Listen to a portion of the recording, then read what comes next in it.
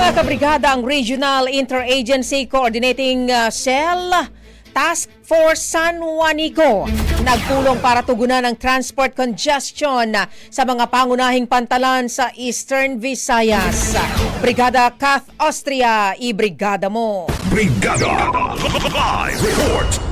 Upang masiguro ang maagap at nagkakaisang aksyon sa problema sa congestion sa mga pangunahing pantalan sa Eastern Visayas, nagpulong ang Regional Interagency Coordinating Cell Task Force San Juanico. Ayon sa Office of Civil Defense Eastern Visayas, tinalakay sa pulong ang planong deployment ng Composite C3I o ang Command, Control, Coordination and Information Teams sa Allen, Northern Samar, Calbayog City, Samar at sa Ormoc City, Leyte.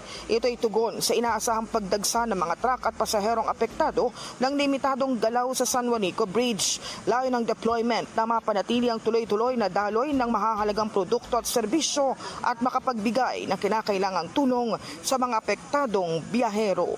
In the heart of changing lives, ako si Brigada Kath Austria ng 105.1 Brigada News of Manila, The Music and News Authority. Brigada Balita Nationwide. Ang bahaging ito ay hatid sa atin ng Fast Relax. Tanggal ang sakit, ora mismo.